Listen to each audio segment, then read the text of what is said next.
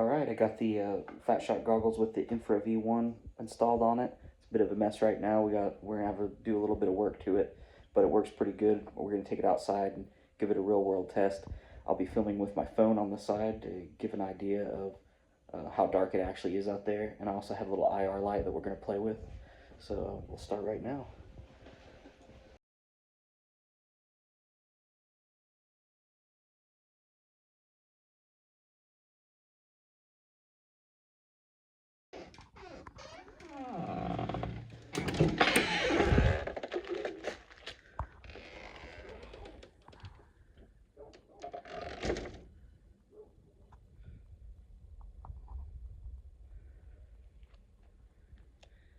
So yeah, as you can see probably in the camera on the phone, you can't really see much of anything.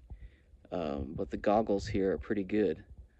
You can get a lot more stars than what you normally get. There is some latency when I move my head, but it's very, very slight. Just enough to maybe make me a little bit dizzy. You can see the light from the doggy door, how bright it is. This is the CADDX Infra V1. The V2 sounds like it's a little better because it cuts down some of that bright light, so you can actually see some definition in the bright light. With the V1, lights tend to just be really blown out and overexposed. Let me just hit the IR light here. Yeah, super bright. It's so bright that you can't even... It's so bright that it's blown out the image. I'm curious if the V2 does any different, but I blew all my money on this, so I probably won't be able to test the V2, although I do have the Gazer coming in soon as well. Yeah, shining it up at the trees. The trees just are very bright. This is an IR light, so actually nobody or nothing sees this other than other night vision systems, really. So very cool. Let me turn it off. I can walk with it on, but it is pretty sketchy. This is a street light over here, so the street light's casting a lot of light onto the side here. But I am walking with it without a problem. Very low latency, very low. There is latency, but it's low. You really have to move your head down really far to see what you're stepping on and stuff. But yeah, I can see that I'm in some weeds and stuff. I have my fences right here.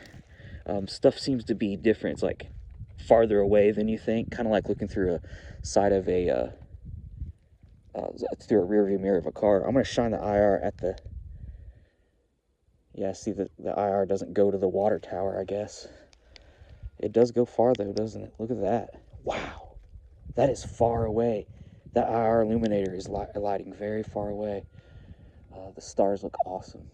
You can really see the stars well. You could do some serious UFO hunting with this. Oh, there's a plant right in front of me here.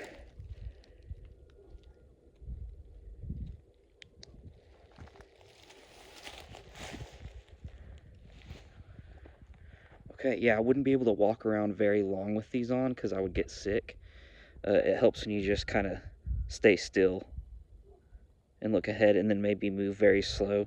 When you move really fast, there seems to be like a blur, but you can tell that something else is going on here. Like the whole AI algorithm thing that's running this camera, there's definitely something happening here, because I've played around with Starlight cameras in FPV for the better part of 12, 13, maybe even 15 years at this point.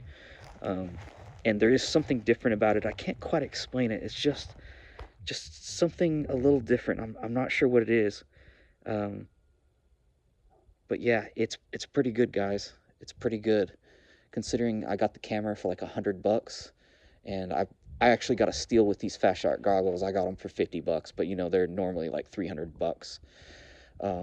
And I barely had to do anything to put it together. I'm going to 3D print a mount for the camera and everything, where it's a module that can come off, and I can put it on the drone and then easily put it back on my goggles.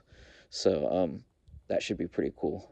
I also have the Gazer coming in. It's in color, so that'll be a cool test too, and we'll do another video of that. But again, you turn on this IR and it's incredibly bright, incredibly bright. I'm wondering when I go out in complete darkness, what's going to happen when I turn this IR light on, like how far it goes or anything. Just a cheap little eBay IR light. But yeah. Also, I do notice that there's a bit of a, sometimes it's blurry, and I think it's just the camera focus. I think it needs to be constantly focusing depending on what you're trying to focus on. That's why there's no like 3D. But wow, incredible.